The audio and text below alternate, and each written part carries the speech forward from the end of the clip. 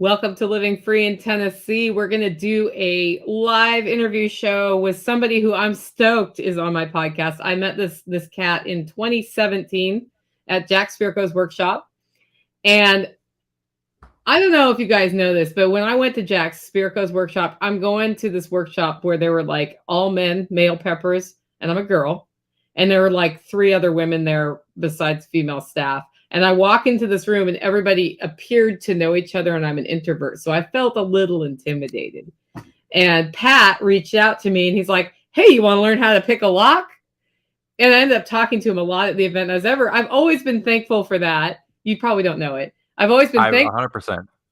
I was just like, that's one of the reasons I came out of my shell there, is because you actively reached out to me and talked to me. So anyway, guys, this is Pat Watson, and he's going to talk to us about a journey of turning a hobby into a side hustle, into a full-time business. And we're going to talk about how that progression went.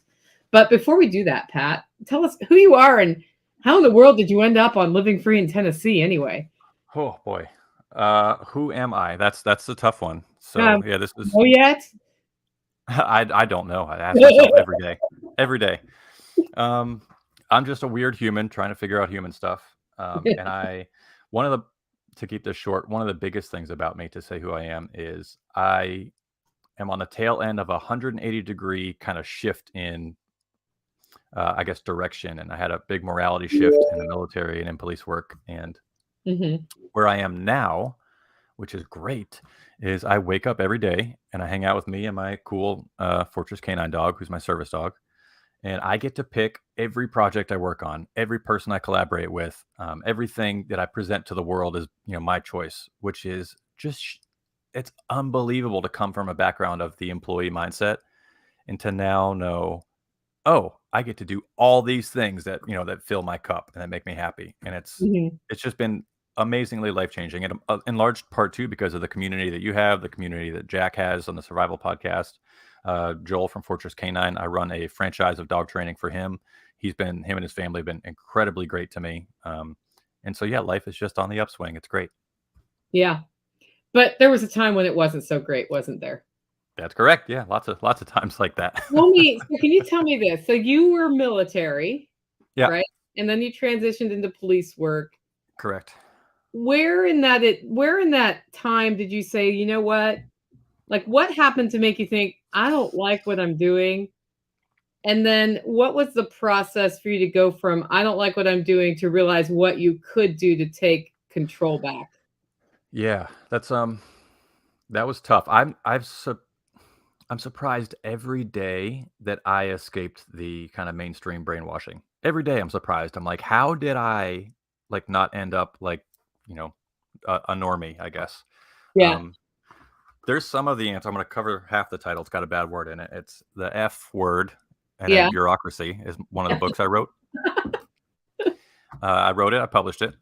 And that answers a lot of these questions. And I'll give you the short story. In the military and in law enforcement, we're told, here's the mission statement for this agency or the military or policing, whatever. So you get that mission statement to help people, to protect the country. And everyone that does the job, that actively turns the wrenches, puts their boot on the ground, carries the things, talks to the people, everyone that does the job, they know it could be done better, that the mission could be achieved way better. And every time someone tries to make the mission better, you get de-incentivized. So it's almost like, it is like every single step up the supervision, they don't want you to do the job better.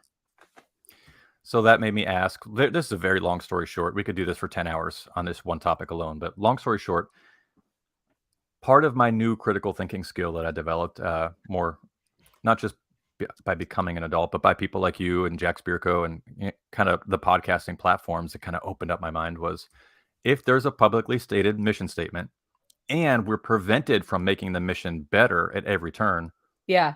What if there's a different mission statement that we weren't told? Like, what if the organization or the agency actually does benefit people? It's just not us, and it's just not the public. Fast forward a couple of years, here I am. I learned that place was not a place for me. It was not a place for growth. It was not a place for idea sharing. one of the reasons I left the military and law enforcement was that I liked learning new skills, and I liked training people how to learn that skill themselves and how to apply Mhm. it and practice it and the nuance. And that the military and law enforcement is not a great place to be if you want to share ideas or, or pull an industry forward through, new approaches. Mhm. And I got out with the intention to run a training company full time, which I do now, two Mhm. companies actually. Mhm. And I also got out, like I said earlier, because of the morality shift, which Yeah. was I thought it was unquestionable that if you wear a uniform and you're in the military and you're in police world, that you just walk on water. You're perfect and you're always good, and everyone that's bad is immediately bad. Um, things change. That's not true? Things change. Things change? I So am coming to you near Nashville, Tennessee, where there was a shooter Monday who came into a school, and the two officers who got there on the scene first went in there and eliminated the threat. Mhm. It was 14 minutes from the shooting starting to them being done. There was no sitting around waiting outside for backup. And as somebody who's skeptical of police, I was like, you know what? Those guys did what they needed to do, and I'm proud of them. Yeah, it's tough. Any situation like that, Yeah. there is such a ball of thread to pull, just any Yeah. thread from, and it's so emotional. I think on purpose. Yeah. Like you could be curing cancer on YouTube, and someone will be mad at you in the comments section. Right. Same thing. Right. Same thing. If there's a school shooting and someone stops the shooter, it's just so heavy with just division and from every angle. So I Yeah. don't talk much about that stuff anymore. I used to. Yeah. It's just it. I don't like the idea of the government teaching our youth or teaching anyone, Yeah. obviously. Right. Well, no So kidding. so that's weird for me. I don't even know what thread to pull anymore. I'm glad that if there was violence taking place, I am glad that someone stopped that violence. 100%. Mhm. Mhm. Not glad that the violence was there to begin with, as none of us were. Sure. Yeah, I'm not glad about a lot of the setup. Yeah. But And yeah, then the sure. media circus around it, I haven't really watched it Mhm. because I Same. know that at this point it's all political agenda on that, you Mhm. know. But that's that you cannot get away with on a topic like that, I don't think. Yeah, that's tough.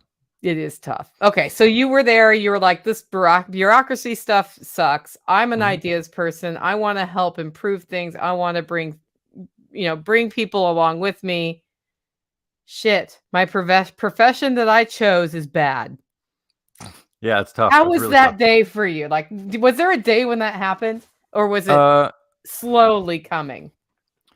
there were lots of benchmarks that, now as my brain is shaped a little more, I saw a lot of these benchmarks when I look back at my childhood, and I see these little fleeting moments where I would learn something like, oh, dad's a policeman, and oh, police catch bad guys, and Mhm. there's always these little moments where I'm like, yeah, but why can only police stop a bad guy? Like, can't someone else's dad stop a bad guy from doing a bad thing? And like, I Yeah, just had these little moments, which of course society just hammers down from yeah, every angle: the TV, the movies, your parents, your family, your school, your teachers, your friends. Um, so this was a long time coming, but there were certainly some larger nails in the coffin than others. yeah, Some inconsistency. I almost wrote a book. I still might on police inconsistencies. I've talked a lot on some podcasts about that. It's funny. Uh, Cops all around the country will go, "I'm going to arrest you for owning the same property that I have on my hip right now," yeah, with no other reason, just that you yeah. have it. You're going to jail. Well, you have one too. Yeah, but I'm different. Like, whoa, pump the brakes. So that's, But why? You're a but that why is person, aren't you? that's just one drop in a bucket of overflowing evidence that this system is not what most people think it is. Yeah, Um, and it's funny too because I talk a lot about how government works, and of course, people when they hear that they think, oh, then you want babies dying and pick an argument, whatever. right. I want the same thing. I want 99% of all the same things that active law enforcement officers want. I want Mhm, real criminals to be really held accountable. I want mhm. real people that are victims to not be victimized in the first place. Right. I think that's pretty fair. I want Fair. communities to actually be involved in the policing of their community. I think that's great. I want all those things. I want police. I want, if there's going to be people that actively protect a community from violence and protect property from destruction or theft. They should be trained way better than they're trained right now. I think the standards should be higher. I think all those things. So I try to really force that into any discussion that I have about this. Because it's so easy with the brainwashing to go, oh, you are not a fan of government. Well, that must mean you hate police or you hate people that are cops. And that's not the case. I'm glad You that there are hate people out roads, there. 100%. I know. I'm glad that there are people out there, like I used to do, that will lay their life down to stop a threat against innocent people. I love that. I just wish that it wasn't. I just wish that the system that operates that wasn't so. Right. And the system is there to propagate itself. Yeah. And I do these thought, we can go down whatever road you want. I love this. Yeah. But I do a lot of thought experiments with people where I'll say, even without evidence, just ask yourself, are you more likely to go to jail if some random person on the street waves down a cop and goes, hey, Nicole Sauce beat the crap out of me a couple minutes ago. Go arrest her. What is the percentage likelihood that cop will drive to your house, put handcuffs on you, and take you to jail? I think 10%, maybe. Not well, high. As Come to my far as I house. remember, as far as I remember, in Florida when I was a cop, the legal requirement was if there was a crime with a victim and it was a physical crime where a person got injured, all that person had to do was write a sworn affidavit. Oh, really? Okay. Hand it to the cop. The cop would drive to your house and arrest you. Or the cop could drive to your house and arrest you. There's other options where they can do things like take your statement, take their statement, send it to the court, and wait for a warrant to come back. Yeah, those things happen. I've been out of that game for a long time. But as far as I remember, the chances of you going to jail, there's a chance. It's not zero. It is not zero. Yeah. If some random person walking down the street, let's say they bumped into Donald Trump on the sidewalk or some other huge, important person, super rich. And let's say that rich person was an asshole and just shoved the person for no reason, intentionally, just to cause damage. They're the bad guy. They're wrong. Boom. Person flags down a cop, says, hey, super rich CEO guy beat the crap out of me earlier. What is the percentage that street cop is going to drive to that CEO's building, go up the elevator, walk into his office, and put handcuffs on that guy? Probably zero. Close to zero. And I think everyone that hears this thought experiment, I think everyone agrees with that. I would guess a heck of a lot of people agree with that the percentages are different. Yes. And if that's true, then what else? So what does the policing institution value more? You or the rich people or the important people or the political people or whoever? Pick a topic. So I used to dice that stuff up in my head all the time. And none of the answers were good. None of it was like, oh, they swore to the Constitution. We're good. We're fine. Don't worry about it. Hey, those guys took the oath. We're good. We're good. We're good. Right. All of the evidence points to the system is not what we think it is. So I'll be writing some more books on that in the future, but my brain really just needs a break from that for several months at a time before I dive into that deep. Is that because you're running 2 businesses right now? Could be. Yeah. Could be. I just, you know what it is I had the victim mindset. So I knew that, I did all the thinking. I did all the dicing out, all the reading, all the philosophy, and everything pointed towards this system is terrible. And everything that I was able to achieve and not able to achieve, was in part this terrible system. And so I kind of was busy thinking about those things and not busy being productive, or I was only slightly productive. Right. So I had to make a hard switch, and it happened last year. I remember maybe a year and a half ago, I made the intentional switch that every day, even if I'm right, and even if this government system is terrible and crushes people at the bottom in support of people at the top, even if that's true, I was still not as successful as I wanted to be. So I had to make the decision to just stop and to literally switch my mind. So every time I go down that rabbit hole, I was forcing myself to go, nope, go be productive instead. Going down the rabbit hole again. Nope, stop, go do something productive. And it has changed my life in a positive way. So, yes. Yeah. So you made that switch only a year ago. What made you make that switch? What was the thing that happened? I was really tired of putting in putting in the energy that I did put in, and it's probably just what I said earlier, not being as successful as I'd hoped or as fast as I'd hoped. So Mhm. I did the economics math in my head, and I said, if instead I let that be, and I go, sure, even if I'm right now, I'm still broke. Mhm. It's not that I'm not successful. I was being successful. I was making money, but I'm still broke. I'm still on a razor thin budget. I'm still in debt. I Mhm. still want a different lifestyle. I still want to grow more, and those things weren't yet met. Um, that's probably one of the biggest catalysts that hit me pretty hard was, oh, I do spend a lot. It's not just that that I think about those things. It's that I spend time thinking about those things. And it's Mhm. not that I don't believe those things anymore. I still do believe that we have a terrible system in this country, in most countries. I still believe in freedom and individual liberty. I think it's very important. Um, but I have to be doing things for my life.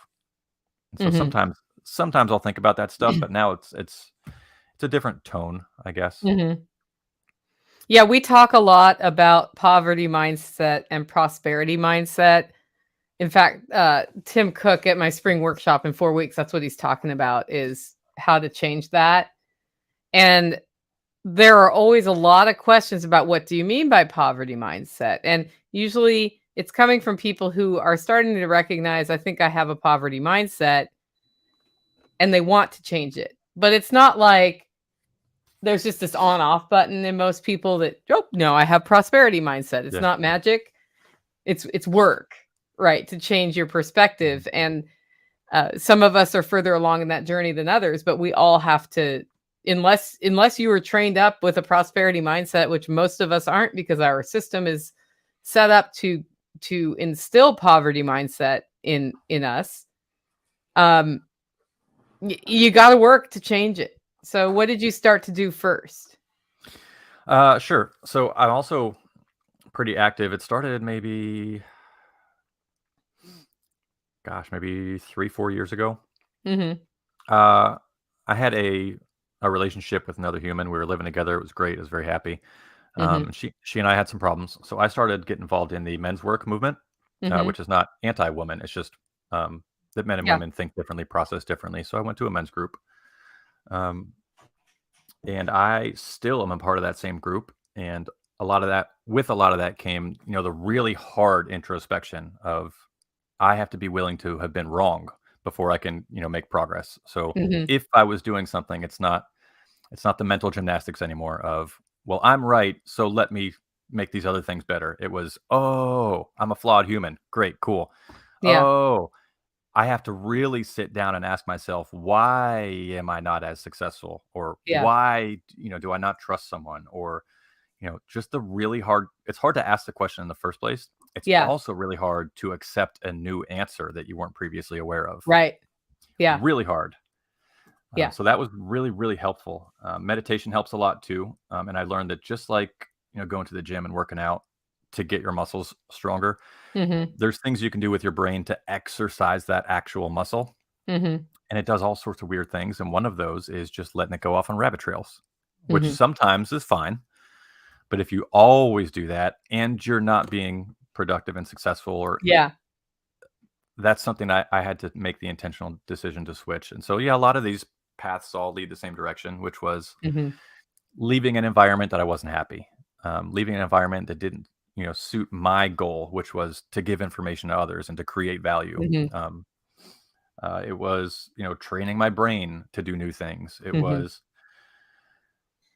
Uh, it was creating value where there isn't anything. We have blank pages in a book here. Actually, we got this book, this book, this book. There was nothing before that. Yeah. Those were blank pages. And now I'm able to share that information with people and creating value for myself, creating value in other relationships with my friends and my partners. Yeah. And it's just, I don't know if we intended to go down this road, but I asked this question to a lot of people that are employed, and the Hmm. back part of my book, F Bureaucracy, um, kind of tries to break down some of the propaganda that people are told when they're employees. Hmm. Like, oh, we have the best healthcare possible. Okay, well, Care. do you have any friends that also have jobs? Ask them what their employers tell them about healthcare. because they probably say you have the best healthcare possible. So every employer tells that to every employee. Well, can they all be right? Something has to be better than other things. Right. So other things like that. So I kind of drop these little hints about, let's see, they're very short chapters in the back of the book. Some of them are one-pagers. Talking about, I can't start my own business. I don't know how to run a business. Great. Oh, yeah. Neither does anybody else that starts a business. Right. Or I don't have a passion, so I can't make money on the side. Okay, great. There's lots of jobs that people have that they don't have a passion for. So pick something to help you make more money and worry about the passion part later. Like, just make income. So all these things, I just kind of drop these little hints in the book. It's because I have been changing my life, and I'm very grateful for it. And I want to help others. More specifically, people that want to help themselves, or people that are like me. Some people like being stuck in a system. They like being victims. They like not having a choice. I mean, I talk to friends of mine that are highly intelligent, highly capable, highly skilled, highly passionate about a lot of things. And they go, well, Pat, I can't start my own business because I thought about it. And if I didn't have a boss, I don't really know what I'd do all day. Yeah. And I go, well, of course you know what you would do all day. You would create value, you'd create a product, you'd design stuff, you'd sell stuff, and there's just so the people that want to escape, you just do it. Yeah. And you'd practice it, and you'd get better at it, just like all the other skills you have. And you'd fail along the way, and you'd learn, and you keep going. There's this thing that everybody does when they start a business, if they have not been trained not to do this, which most of us haven't. We produce a product, we undervalue ourselves, and we put a price on it, and we sell it.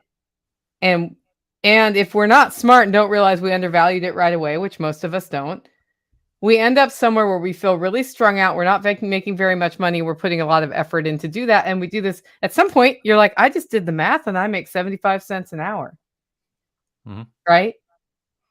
And then you have to make a decision at that point. Do you just stop doing it completely, or do you start charging more money? And then do you have to explain to people why you are worth more money? Yeah, that was a weird ride. I was a kid that could not sell a bottle of water to a dude in the desert. Yeah, crossing the sand dunes, couldn't do it. And I remember the very first time I sold tickets to my first lockpicking course. Yeah, and I valued it at $50 a student, and I felt physical things happen in my body when I tried to tell my friends about it. I was like, it costs this much. You don't have to pay it though. It's fine. Don't worry about it. It was wild. And then growing and having the first person tell me, wow, that's a lot of money for what you're offering. And I went, okay, great. Don't attend. And I turned around, I took 2 steps away, and they went, hold on. I went, yes. And they said, well, maybe.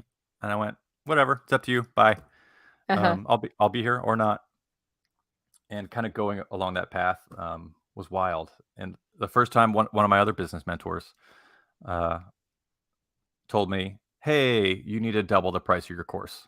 Yeah. And I was like, oh God. And at the time it was around 200. It was $200 a person. And I was like, how am I going to survive?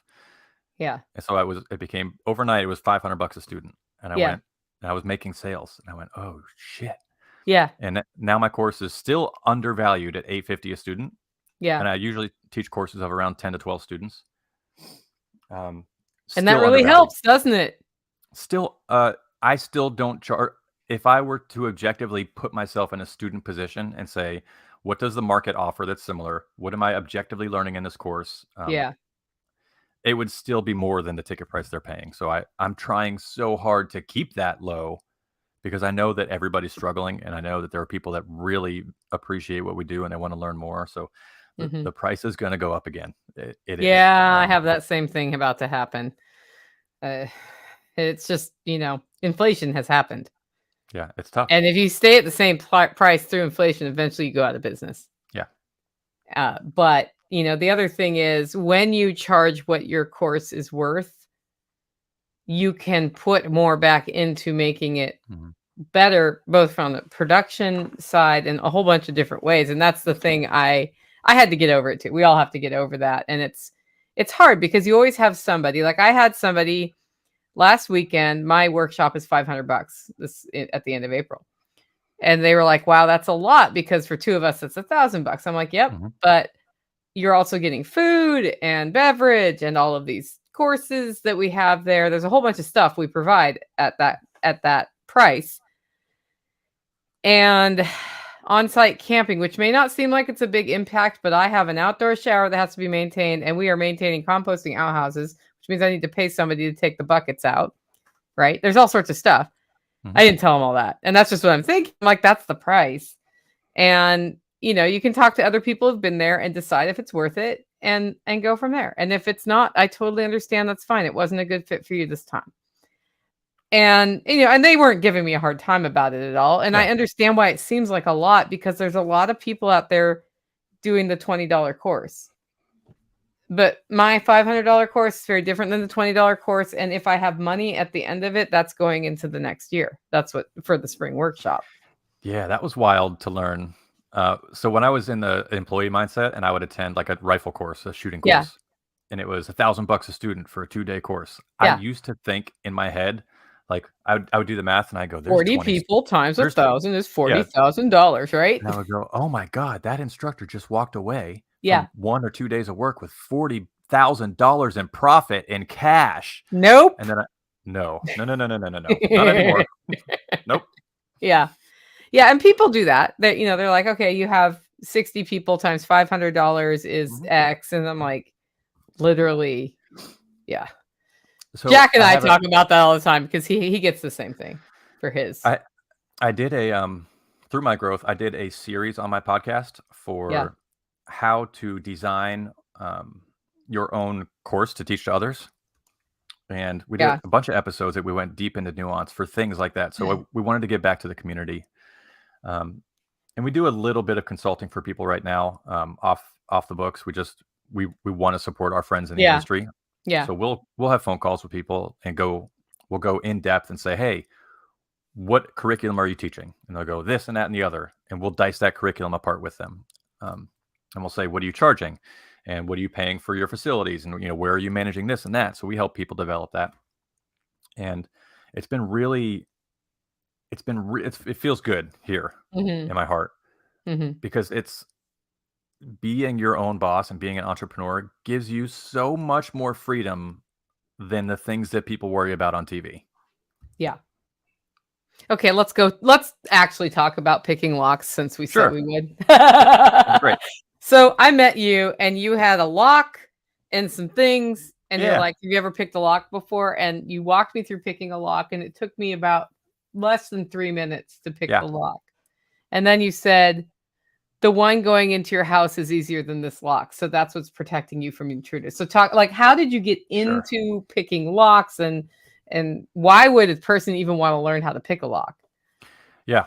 And if you check the Instagram and TikTok comments, people are not happy about that sometimes, but let's dive into it. Which is, my old man was a cop. So when I was primed at a very young age to see the credit card and the door jam trick, or the tool we kept in the trunk of our car that back in the 80s and 90s, it was called a Slim Jim, and you just walk up to someone's car and shove this tool in the window and pop, the lock unlocks. That doesn't work as much anymore. But I saw these things as a kid, which was my old man unlocking things that were supposed to be locked with things other than the proper key. So I knew that was what existed. I dove back deep into that when I got in the military as a young adult around my 20s. And I was largely self-taught. I did take some very expensive professional courses from other people. I did not have a great time at other people's courses. So part of my development and what I offer to my students is, you are never going to show up to a course of mine and I'm going to sit there fat and lazy and miserable collecting your money. Not going to happen. So I love creating a positive learning environment for students. But in the military, I started practicing, and logistically, it was a logistics decision for lockpicking. I used to love martial arts. I used to love the fitness, the weightlifting, the rock climbing, the shooting, all that stuff. And when I was deploying so frequently in my 20s, there was about a decade of my life where I was outside this country more than I was in this country. And so it was hard to keep a martial arts partner on deployments where I could keep my craft good. So it was like every deployment, I had to find a new partner and go back to the basics. Shooting, I did with work quite a bit, but outside the military and law enforcement, that's very costly and in both time and money and resources. So that was hard to maintain with moving around a lot. Lockpicking is great. If you have a couple padlocks and a tiny little lockpick set, you can Mhm. practice until the end of the earth, and you don't need any more logistics other than hold this little thing in your hand, hold that other little thing in your hand, and go to town. Mhm. So logistically, I wanted to teach shooting courses. I wanted to be a martial arts instructor with my own studio, but the lockpicking was something that fit my lifestyle at the time. And I love every chance I get, I tell people about lifestyle design. And I'm sure you talk about it too, but for people that might not have heard it, I'll try to keep it to 10 seconds, which is normal design is you pick a job or a career, whatever's left over, that's yours to play with. The Mhm. reverse is I'm my own boss. So if I like dealing with people, I'll schedule 20 clients a week and put them in my calendar and we'll chat and we'll do upkeep and we'll talk and we'll take notes. If I hate dealing with people, I will, like with my canine business, I realized I don't like having 20 clients a week or a month that I have to do hour sessions with. Right. Not that I don't like people or those people. It's just that it's hard for me as an introvert. So instead, I now get a dog from Joel. I train the dog for a few months, and I only have to deal with people the one day of the sale or the 2 days of the training when they pick up their Mhm. dog. That's Mhm. it. So now I get to design my life and my business around the things I want in my life. Mhm. So I tell people all the time about that, and lockpicking was that for me. I didn't have a big warehouse with laser cut machines, and I couldn't buy pallets of metal in bulk to punch out lockpicking tools for a very low margin. Um, I didn't have the equivalent would be if I wanted to be an artist and I was struggling in a tiny studio apartment, I couldn't paint a large canvas twice the size of my house because I can't fit it in my house. But Mhm. I can now in a little one bedroom office, I can pick up my iPad and scratch out some art and put that into one of the books that I write on my laptop. So it Mhm. fits my lifestyle. So it Mhm. will always adjust and grow, but that's how this business kind of came about. And as far as teaching people, I love it. It's so cool to show people the illusion of security. And Mhm. it's not that scary. Most criminals are not picking locks into your house. The FBI statistics for the last several years have said that it's less than 1% of all burglaries are done with lockpicking tools. Mhm. And of those percent that are probably done with lockpicking tools, it's things like a screwdriver, not Mhm. really a lockpicking set. Mhm. But I give every student a crash course at the beginning of our courses, and the students sit down. And before I give them my intro or my bio or talk about admin or bathroom locations, I go, "Hey, everyone's here. Great. Pick up your padlocks. Pick up your picks. Let's go." Um, Mhm. so I'm very post bureaucratic. I don't go, "Here's my war stories. Ha ha ha. Read this PowerPoint. Don't touch that stuff yet." I hate that. Yeah. So I get tools in hands in students right away, and I go, "Here's your crash course. Put this tool in, put that tool in. You press this one a little bit, not too much, a little less. There you go, and put this one in, and just wiggle it around. Go have fun, and I'll coach you along the way." And Mhm. usually, people are opening locks, like you said, within the first 1 to 2 minutes. And I love it. That's one of the Yeah. things that I do that brings me the most joy. And writing books, although it's a very introvert skill, it's the length of the project is almost like like birthing a child. It's a 9 Yeah. month long process. I It's have really the long. idea. I start that first page. I do the outline. I flesh out each part of the outline. I expand it. I add the artwork. I add the diagrams. I add the photos. I move the chapters around, and then finally, like I'm finally ready to send it to an editor. And then it comes back, and like at each step of the way, I'm like And more then and the more. work re-begins from the beginning. I know. I'm like Yeah. more. It's weird because there is good stress and bad stress, but the Yeah. books, it's like a long-term, slow drip drug of good stress all the Yeah. time. Yeah. It's like, oh, the next step is like a week away, and now we're revising our first book, and within the week we'll be done, and we'll send out for a test print our first hard copy of it. And it's just such a huge moment to list that book online. I know we're way off topic from what you asked me, but Doesn't this is how matter. I got here. This is where I'm at, and I love the process. It's really hard some days, but I'll take the hard days running my own business way more than the hard days getting spit on, dealing with people that are pooping their pants in my squad car, or fighting people that I really don't want to even be interacting with at all. Um, it's just it's so much of a more enriching life when you're in charge of your own life. Mm-hmm. So lock picking, once you know how to pick a lock, Mm-hmm. well, is it more important that I know how easy it is to get through a lock or that I have the skill to be able to get through a lock, in your opinion?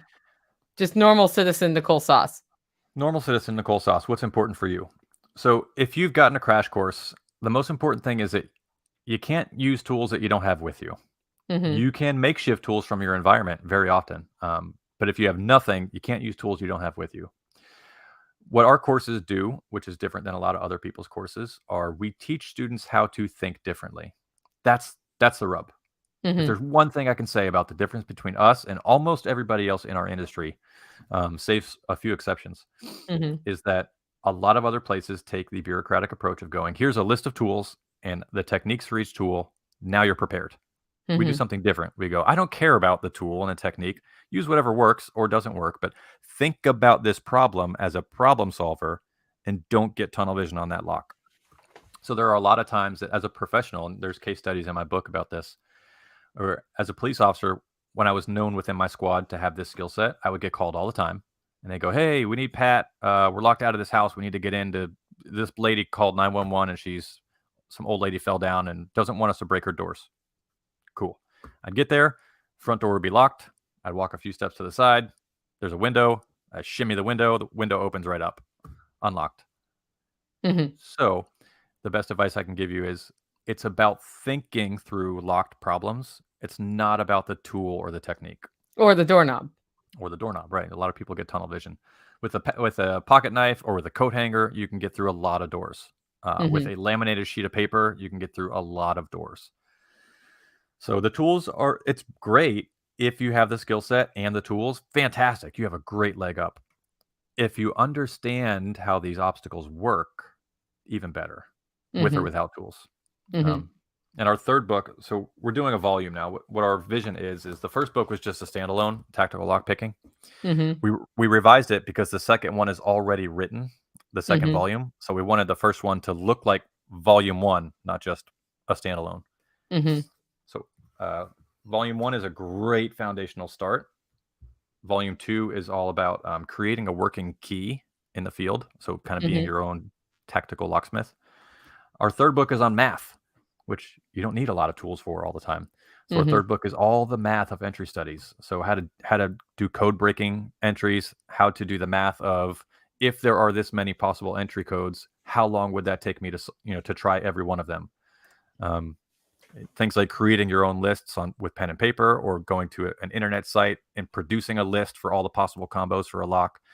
Things like that it's probably going to be our worst selling book, that numbers lockpicking book, but it's going to make me really happy just to write it and publish it. So to answer your question, yes, getting that crash course is great. Carrying a very small tool set in your pocket, that's great. Check your local and state legal issues for that. Short story, most of the states in the US, it's completely legal. Yeah. Um, I don't think we're allowed to have a lock picking set in Tennessee legally. Like if you're caught with one, you get in trouble here. a couple years ago, I thought that I'd remembered it being flat out illegal in Tennessee. The Yeah. most recent time I checked last week, I think it was that the intent is important and that the Okay. law is wishy-washy. So you Okay. would have to do your own research, but it's not hard. And You every just go. state is different, right? Yes, every state is for the most part a little different with how they list it in the state statutes. But I think there's 47 states currently that are listed as completely legal to walk anywhere with a set of Mm-hmm. lockpicks. Mm-hmm. Interesting. And TSA has no problem with them, and they haven't for decades. They're totally fine with it. It's a really valuable skill set. So for the people that are concerned about it, Mm-hmm. just this morning I checked my TikTok comments, and someone said, "Great, now my house feels so much less secure that this information is It was out there." never secure. Like, okay, well, are you also mad that there are martial arts academies teaching people how to fight? Are you Yeah. are you picketing them? Like, how dare you teach people to murder others? Well, you can use martial arts for defense or offense. You can use shooting for defense or offense. Relevant. You can Mm-hmm. use lockpicking to go commit a crime, or to give yourself emergency access when your child is locked in their bedroom and they're having a temper tantrum, or they fall and cut themselves or something. Yeah. And now maybe you can't kick the door open. Not everyone is a super big Navy SEAL bodybuilder. And sometimes people still need locked access to places where they do have a moral right to make entry. They just don't have the key for the lock. So you Yeah. can use So the skill set, positive, negative, it's up to you. I go to my vet with multiple animals. And Mhm. we just cycle them through and they go back to the car. The car is on, keys in the ignition. Yep. Regular basis, I do that. Mhm.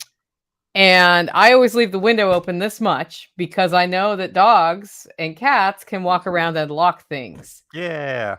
So I have two choices, 2 keys to the car, which I don't currently have, or able to get into the car. And so I'll be like, okay, I got to put my window down. And they're like, do you know how many people lock their animals in their car with no access to the animals in their car? Well, what if you could unlock your car? Mhm. But then you know how easy it is to unlock your car. And maybe you don't feel so good about that $10,000 wad of cash sitting back there visible from the outside. Right. So it's kind of an interesting thought process. And we also like having that false sense of security about how secure your doorknob lock is also not helpful. I think it's good to know how long it's going to take somebody to get through your door. And are they even going to go through your door? If they really want to come into your place, like, would you go through the door originally? Or I think you're faster through a window at my So house. that's a good question. It's very, very common that when I'm interacting with people and I first show them that this is possible, or they Mm-hmm. pick their first lock, or they find out what I do for a living, and they go, oh no. Usually when they pick that first lock open with their own hands, for a lot of people, the wires in their brain cross and they go, I need to upgrade the security in my front door right away. And that's common, and I expect that. That's fine. Mm-hmm. Um, it's not it's not probably the most beneficial thing you can do for your security. If we look at what we call, I did a really in-depth, maybe 2-hour episode on it recently about understanding the kind of the outline of who your attacker might be. Mm-hmm. So if you're worried about someone, I don't know, a gang member or a homeless Yeah. person looking for a warm place, or just a street level burglar, if you're worried about someone like that going Yeah. into your house without your permission, Yeah. you should probably just upgrade the hardware in your door with something like, instead of the 1-inch screws to hold your door strike plate in, like the little hole that the latch Mm-hmm. goes Yeah. into, Yeah. take out the 1-inch screws, put in 3-inch screws. That will Mm-hmm. instantly more than double the security of your house for less than $1, Mm-hmm. and it only takes 5 minutes. Mm-hmm. Other things like that, like having a door that's better fitting, or putting a latch cover plate over where your latch is in your door if it's not a good fitting latch. Things like getting window film for your first floor windows.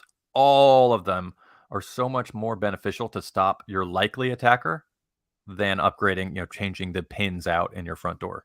Mm-hmm. Sure, it's important. You probably don't want it to be easy to pick the lock of your front door. But like we said, criminals aren't really doing this. The data shows criminals aren't doing this. The other thing to consider is the investment for a would-be criminal. So if a street level burglar, right, someone who's short on cash, maybe younger or maybe older, but frequently in and out of prison, uh, someone like that, are they going to say, well, let me search how to lockpick? That'll be my new way in. They first have to dedicate the time to do the research. Mm-hmm. Then they have to learn a new skill. So they have to dedicate time and money, and it has to be active time where they're asking themselves questions, they're developing a skill, they're practicing, they're failing, they're taking notes, they're buying new tools and equipment, they're on the message boards looking for coaching. That's a lot of an investment for someone whose risk reward analysis has historically been, oh, look, that window's open. Let me reach in and see what I can steal. So Mm-hmm. it's an entirely different mindset. So hopefully that answers some of your questions about the security side. Mm-hmm. And once you learn this skill, you very quickly see how to make it more difficult for someone to apply this skill on you. Right. So you'll go, oh, this door fitment's a little too tight. I can't do this technique. That should be a light bulb moment. Oh, well, if my door is fit tight, that's bad for the bad guys. It makes it harder for them. So through learning how we make entry, you could also learn how to upgrade your own defenses against that. Yeah. Yeah. Well, that makes sense. Okay. So you went from picking locks to doing courses to writing books And I assume that started generating income. Can you kind of explain how that Yeah, started? Like, I started making money this way, and this is how it built. sure. And my advice right off the bat for anyone that wants to leave their employment and start their own thing, it's that it's great to have an idea for what you picture yourself doing. And it's probably a really bad thing to Yeah. only lock yourself into that, because life will happen. You will change as a person. Your goals will change. And if your goals change and you Yeah. equate that with failure, then that kind of halts your progress. So being Mm. open to your business direction adjusting with you, I think is really good. So I had the vision of wanting to teach like 10 to 12 courses a year, one every month. I wanted to be on the road all the time. I wanted to teach like conference halls of 20 to 30 people at a time. I wanted to be the traveling trainer guy. And I very quickly realized, oh my God, that's probably miserable. So, That's miserable for an introvert. so I ended up doing, I don't know if I knew it at the time or not, but I needed a foundation. So Yeah. I needed eyeballs on my skill set and my services and my product. I didn't have products at the time, but I needed people to know what I offer. Yeah. So I had to get a foundation of content out there. So I started the podcast. I started doing Mhm. blog entries, which I no longer do. Mhm. Um, and that got people to go, "Oh, I'm interested in this thing you talk about. Cool." So that's my hook. It also Mhm. establishes myself and my position within my skill set field. So being Mhm. able to talk about certain things as an expert shows people, "Oh, look, he has hundreds of hours of going in depth on this skill set. Mhm. Cool." So hopefully they'll see me and this other no-name company with a one-page website that says learn lockpicking. Well, who would you choose? Well, hopefully the guy that has proof and evidence of hundreds of hours of in-depth research and study and data and experience. So I Mhm. built that foundation, which was just free content. Then I needed some things to sell. That process was really difficult. It was scary to get into Mhm. selling things. Why? It's a risk. It's a big risk to Yeah. go, let me buy all these things and pay money for them, and then hopefully people will buy them. And even drop shipping too. You don't. That's a tough game, and it requires a lot of effort. Yeah. Um, and as a new person to entrepreneurship, I thought, oh, if I sell things, I have to go all in on selling all the things all day. And I thought, well, that's not really where I want to spend my time. So it took several years to start adding items for sale on my website. Yeah. Selling the courses was good, but it took some time to pick up and to build and to adjust. And once I finally got the book out, that blew up. That was a huge chunk of the foundation that really solidified myself and my ability to go, yes, let's walk away from employment and let's do this full time. So the books are great. I'm teaching with Joel at Fortress Canine in Orlando, Florida next month, where he's Yep. doing a canine trainer symposium Mhm. or summit. And we're sharing different types of canine trainers are sharing things about our training methods and our business to help level each other up. And I'm 100% recommending a book to everybody. Um, Books aren't just for information. They're not just for enjoyment. They can leverage your business in almost any way that you want to. So once I put the design into that book that I wanted to use it to, for the students in my courses, not just, hey, come hang out with Pat and learn the skill. It was, you come, you get given this book. So you put Mhm. that little dollar sign on the course, we'll receive X amount of dollars in Yeah. gear. Yeah. Okay, so that's a level up. So for the marketing, that's a level up, and it's an immediate return on investment for every student that purchases a seat in the course. Right. And you've already written the book. You've already written it. Yeah. Um, and in the book, it's supposed to be used in the course actively. So the students go, hey, I have a question about this thing. And I go, oh, there's a photo of that on page 50. Open your book and, then come to me and we'll coach it together here in the course. So it Right. was a course companion book. Mhm. It was also a primer for students. If they wanted to attend my course, they could read it beforehand and get a mental level up. Mhm. Or if they wanted to come fresh and just learn on the fly, they could also use it as a reference after the course was over Right. forever. Yeah. It also was a way for me to find clients and get them into my course. A lot of people Mhm. go, oh, I heard about your podcast. And then I bought your book. And I was like, I just have to train with you. Great. That's the purpose. Mhm. So that book was a huge chunk of the foundation. And I think it went up on Amazon and like the Kindle platforms. I don't know. It took me a while to get it into my online store. I remember that. Yeah. But I get a It's lot more profit when I print them through a printer, ship them to me, and sell them from my Yeah. store. That's the Yeah. biggest profit. It's not a lot, but it's the biggest chunk of percentage. So I'm almost done with my 3 Things book. Well, okay. Cool. Almost done first draft, going to go into the editing process, so not really Good. almost done. But, um, I talked to Amy Dingman, who's published a lot of books, fiction and Mhm. nonfiction, and I said, I was like, "Just give me 15 minutes, I need to talk this through," because I've done the cookbook, and Yeah. I have other little, like, homesteading guides. And I said, "What's like, what are the things I really should keep in mind?" And she told me for every book, make sure you do an audiobook if you're gonna do it on Amazon, Yeah. so that it's on Audible too. And I thought that was super helpful information because I've put off recording an audiobook for my cookbook because it seems really dumb. I don't see how that's gonna work, and I still have put that off, but for my 3 Things, there will be an audio version, and I have the skills to do it. So, do you have audiobooks too, or have you played with that? I sat down a couple months ago to do that, but my research told me that the Audible platform is very strict with their audio quality and They with are. with the framing of how you read it. Mhm. Um, so I might I might do an underground audiobook that's just an audio file that I sell through my Mhm. website because people ask a lot about that. Mhm. I might do the audiobook the way that Audible wants me to, but I'm not in a rush for that. There's so many other ways for me to bring value. Yeah. Than to set that time and that resource aside to finish that project. I would like to do it in the future, yes, but it's not a big rush of mine. Mhm. Makes sense. Cool.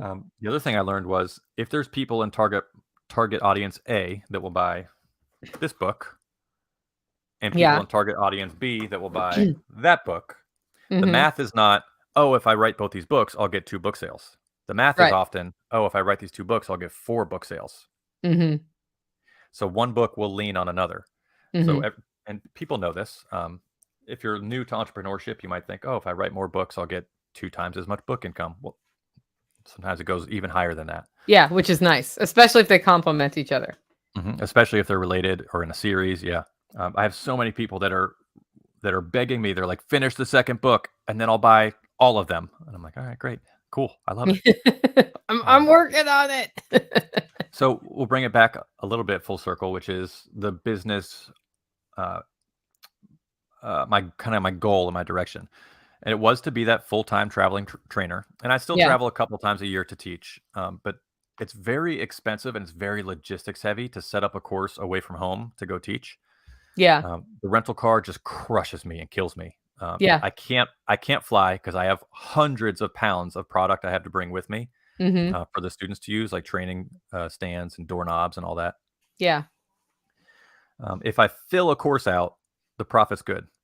But it has to be more than halfway full for me to even break even, which is Mhm. scary, and that's a big Mhm. risk. And then, Mhm. God, I don't own the facilities that we're training at often, so if the facility has a logistics issue and a water main breaks, or the person has a death in the Yeah. family and leaves, my course is screwed. So logistics are very hard for in-person courses. One way around that is for me to have a much bigger audience, to have a much Yes. bigger pool to fill courses faster and more full, Mhm. and to change the logistics around and do things that are a little more secure, a little more paid ahead of time, things like that. But I'm learning that process. I like teaching the courses, but I'm doing a lot less of it in the future Mhm. because my new vision for the business is that I want to spend 80% of my time working with the dogs and just Yeah. hanging out in my office and writing books. Mhm. And I just had a call with another business mentor of mine, which, by the way, mentorship is awesome. It's so Yes. cool. I love doing it for other people, and I love the people that do it for me. Mhm. And we were on a business call yesterday, and he said, "Yeah, you can't retire off one book." And he sells one of my books on his website, which Yeah. I'm thankful for.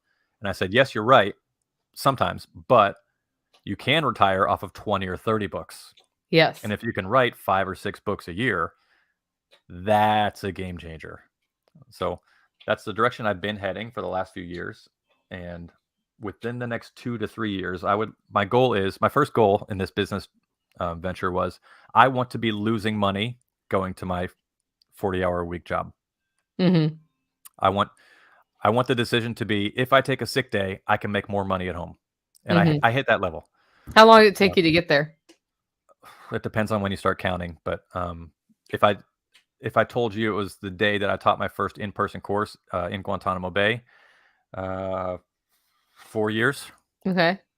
If And you that was told me from when you decided to get serious about building an alternative job, though, which I if I think was may not have been in Gitmo. yeah, probably when the book came out was when I started to really put the pedal to the metal. So Mhm. from that day until I lost money going to work, that was maybe 2 years. Okay. 2 years of being very serious and very dedicated. Mhm. And that's scary for people too. When I really do mentor humans, not about business or anything, but humans, that I go, listen, you need a change in your life. You hate what you're doing. You're stuck. It's kind of a classic kind of therapy. It's like a cliche to say, listen, you could stay stuck for the next 20 years, Right. or with 2 really hard years of work, you can be completely free for the next 18 years, 20 Mhm. years, whatever. And it's that little chunk of that intense dedication. Um, and I think that stops a lot of people. I don't For know the people, anybody, even the quote unquote overnight successes. I don't know Mhm. anybody who did not have a time in their journey where they had to make the decision to work really hard and push through some things Mhm. that involved getting up early or working really late, but working a lot. Yeah, I work And way more now. yeah, and on the one hand, I work a lot too. On the one hand, I think it's important you build in breaks as an entrepreneur because otherwise you'll never get one. And your brain is better if you get a chance to do something completely different and come back to it. On the other hand, my work is what I love doing the Yeah. most. And so it doesn't feel like work. Mhm. Other entrepreneurs, it does feel like work, but gives them enough money to do this other thing. There's different ways to Yeah, approach that. But I think people don't realize how much you do work. a lot. Yeah. Yeah. I have to So force myself to. I check emails at 10:30 at night, and I shouldn't. I I try to get stopped better at that. it. I I'm stopped trying to that. get better, but Yeah. I um, actually, except for right now, because I was just at Self Reliance Festival, this device does not have the capacity to look at email of any kind. cool.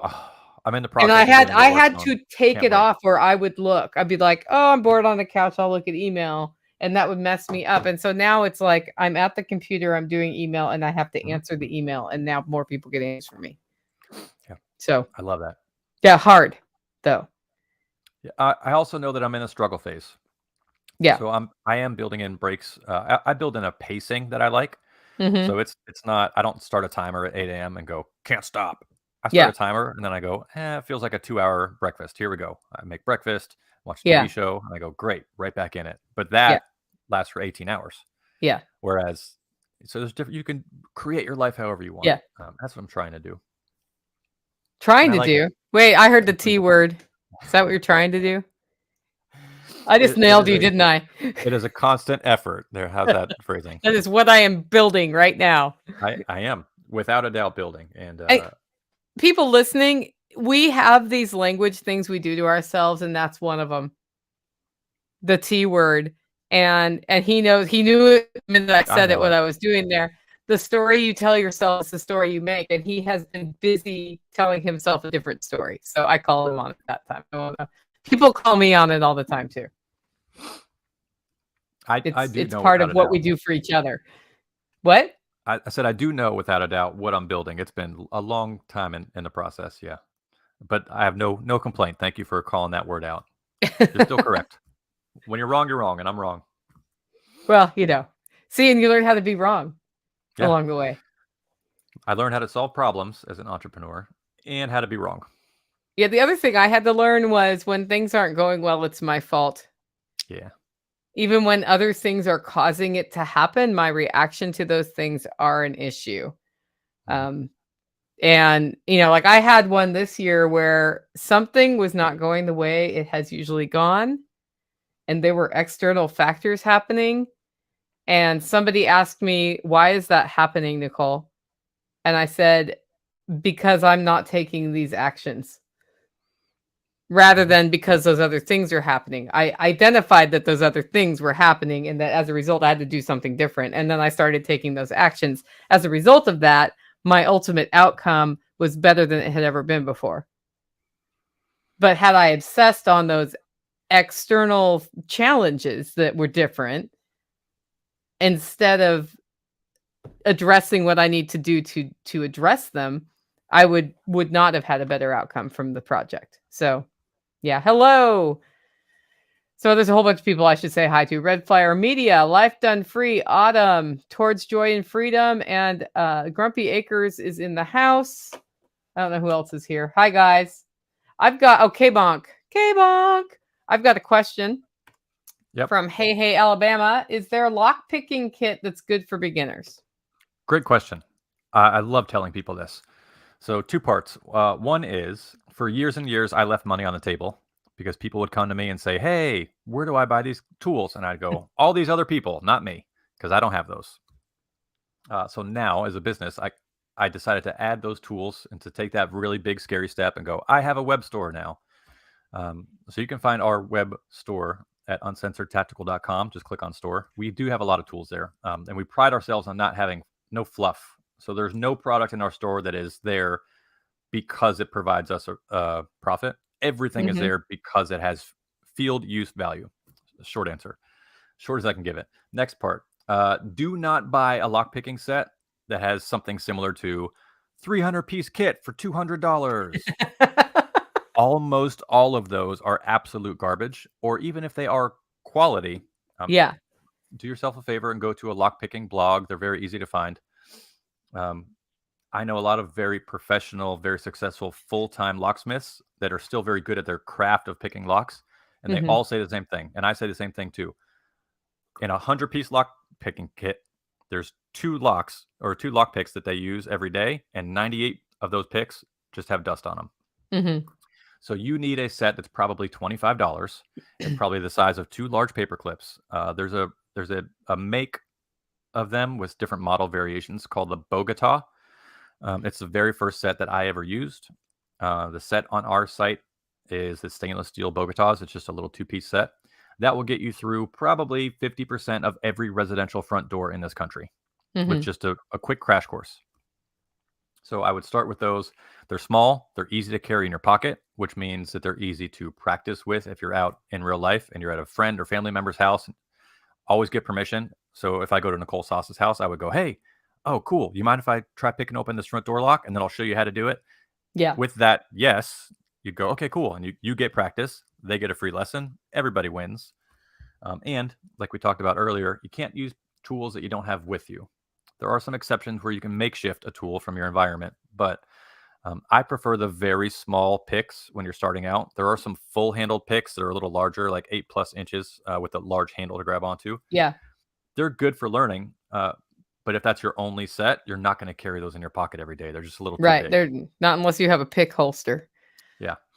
Nothing Most wrong people with that. don't have a pick holster, right? But it's kind of like the novelty wears off of, oh, I'm in this lockpicking thing. Let me grab my big, huge lockpick kit and throw it in my pocket and jam it in there. That gets old after a while.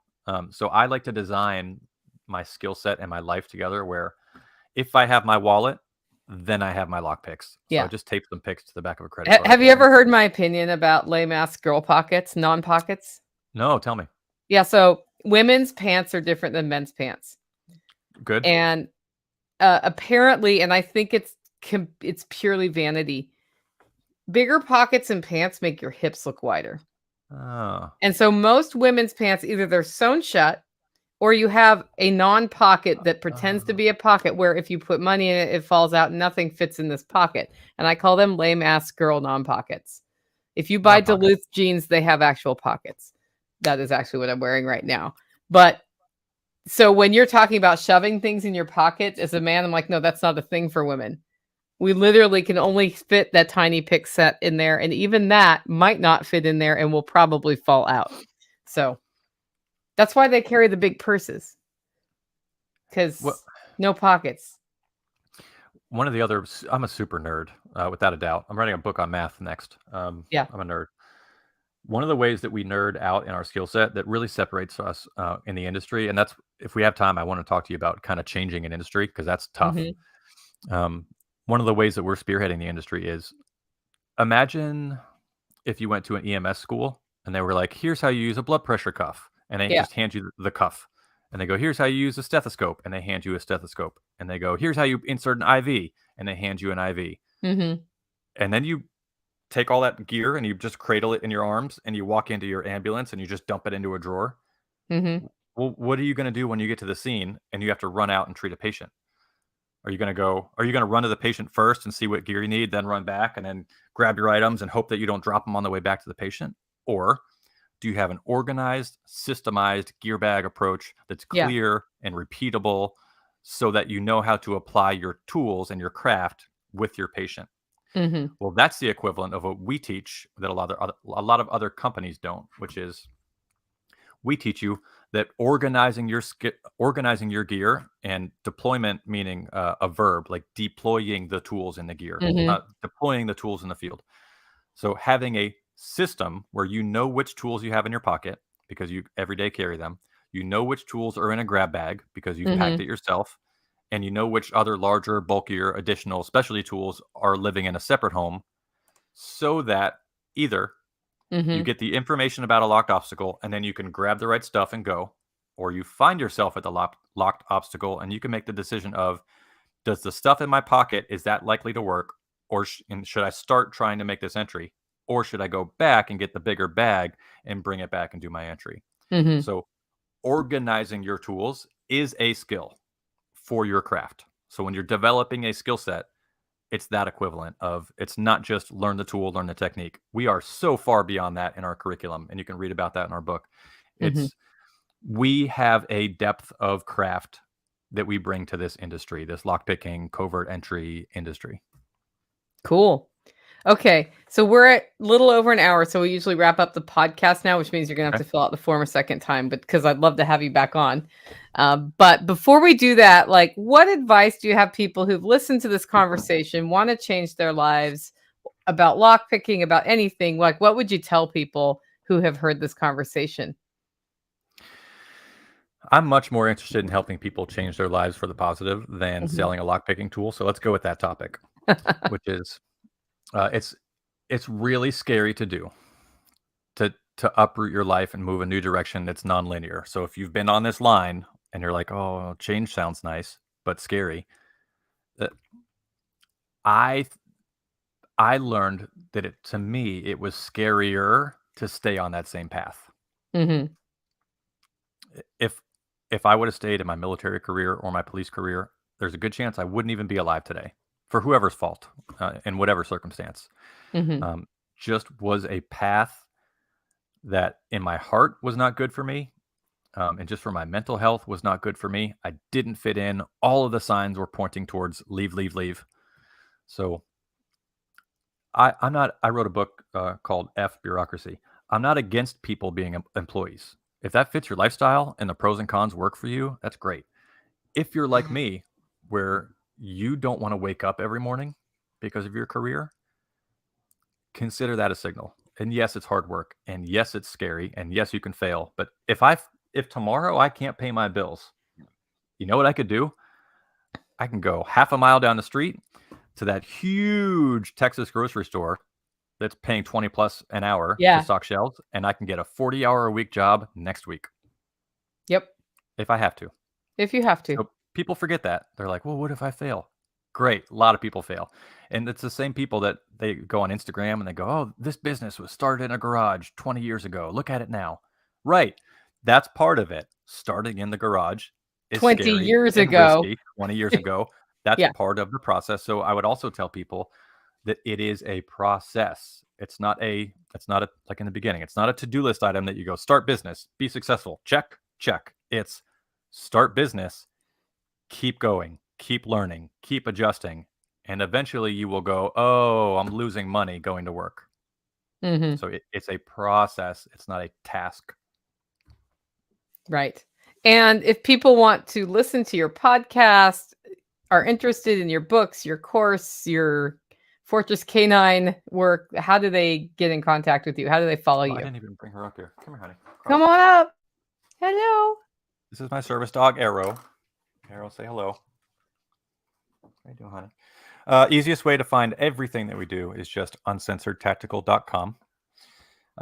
We have a canine website, which is k9philosophy.com. It is a franchise of Fortress Canine. We do sell dogs. I'm going to pick up a little baby male Dutch Shepherd from Joel, and we will be training and selling that soon. We have a course in May 6th and 7th. That's in Wilmington, North Carolina. If you're in that area and you heard me on the Cole Sausage Show, please shoot me an email. We'll see what we can do to encourage you to attend that.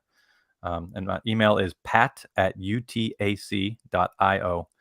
We might be able to throw some extras in there for you for being of this community. Awesome. The easiest way is the website. Uncensoredtactical.com. Thanks so much for making time today. I enjoyed this. This was a lot of fun for me. Thank you.